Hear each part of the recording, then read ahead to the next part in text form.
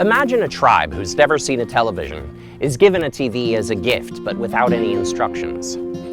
They put it in the center of their village because they know that it's a sacred and valuable object.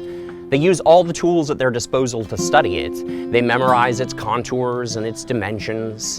They say aloud the brand which is printed on it to their children, imbuing it with sacred importance. And they do this perhaps for years, all the while not knowing that they need electricity and to plug it in and turn it on. They don't know the most important thing about a television. This is how I feel about people who attempt to study Scripture without learning to use critical tools. Without critical tools, it's hard to learn the most important things about the Bible, such as what the original audiences would have understood these texts to mean, or how these texts have historically been interpreted by other Christians. For us to be able to put ourselves in the shoes of the original audiences requires time and requires an imaginative exercise looking at the history to try to understand what their experiences would have been like. To quote N.T. Wright, it requires us to ask 21st century questions, but with first century eyes.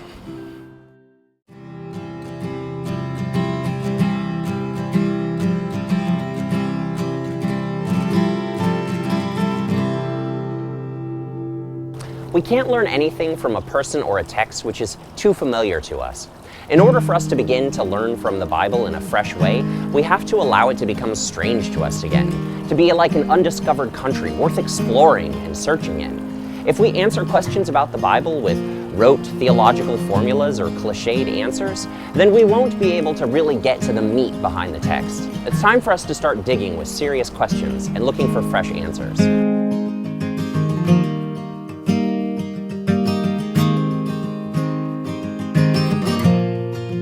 Since we live in such a textually oriented society, one of the ways we can help make the words of Scripture strange to us again is to remember that they came out of an oral culture.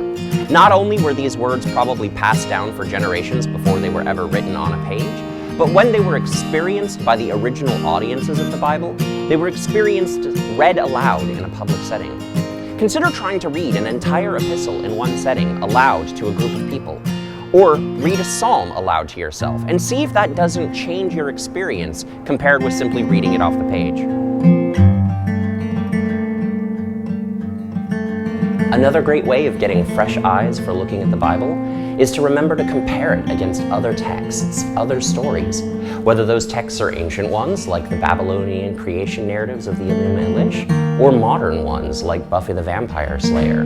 Remember to ask questions about genre. What kind of story is this? And how does it relate to other stories of the same genre?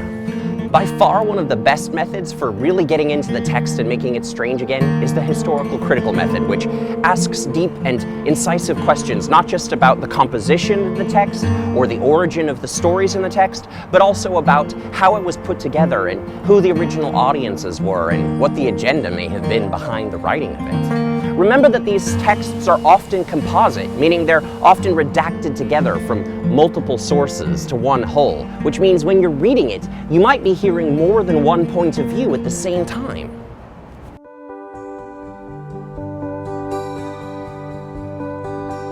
Speaking of point of view, remember that the house of David shaped so much of the Hebrew Bible in order to give the impression that they were the protagonists of the story, that they were the real focal point of the history of the people of Israel, despite the fact that the northern nation of Israel was larger and more powerful than they were. Remember that almost every text becomes far more interesting and comes alive if you ask the question, what is the author arguing for? And also, what is the author arguing against?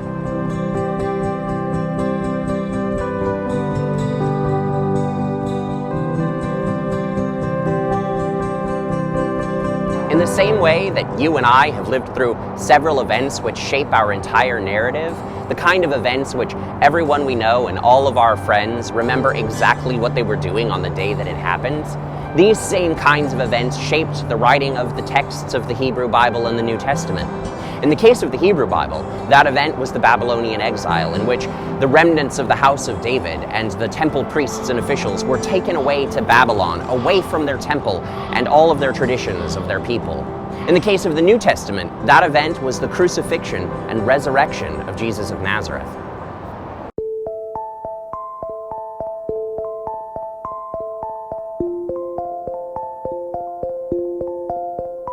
As you study the Hebrew Bible, keep in mind that it was assembled by a temple institution that was at the center of its society and culture in a way that no religious institution is really comparable in our time.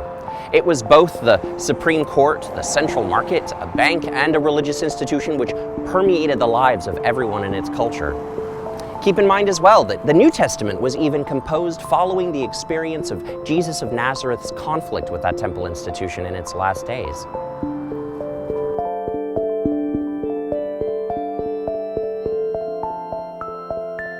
To keep our conversations about Scripture from becoming merely an exercise in ensuring that everyone agrees with us, it's helpful to remember that nearly every text of the Bible will bear multiple interpretations. Because they were composed by multiple authors, they have various layers of meaning within them, and they can be seen from multiple different perspectives. Therefore, we have to make choices about what's important to us and about what we think the text means. And as we make those choices, it's important we keep in mind that reading Scripture should always lead us toward love of God and neighbor. Lest you think that I've put too much emphasis on conflict and argument in this series, remember that even the list of books which belong in the Bible, the canon itself, is a subject of debate among Christians. Some Christians believe certain books belong in there which others don't. Remember also that each of us carries around with us what we call a canon within the canon, a list of texts which are extra important to us and which we give higher priority, and other texts which we tend to ignore or don't look at as often. Also remember that the ultimate source of authority for the Bible is the people who listen to it. So be a good listener.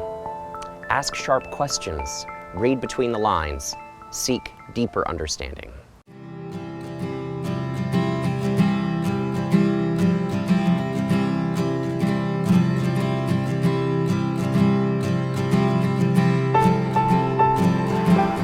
In the 18th chapter of the book of Genesis, 3 strangers walk by Abraham's tent. Abraham invites them inside.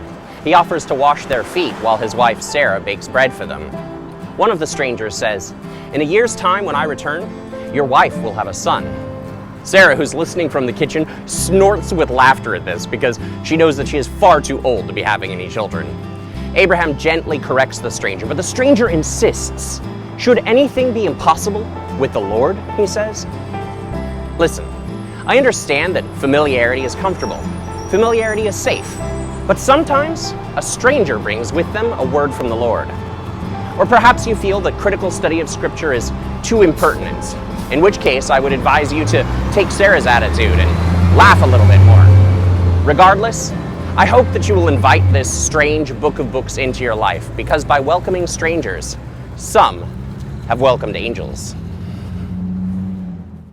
Well, why don't you see? And he shall find. Yes, And so tabby open. just like the paper. And it shall be you. And the love come twinkling down. Oh, you did Seek, see. and he shall find. Good Lord. Come up, and so tabby open. Just like the paper. And it shall be you. And the love come twinkling down.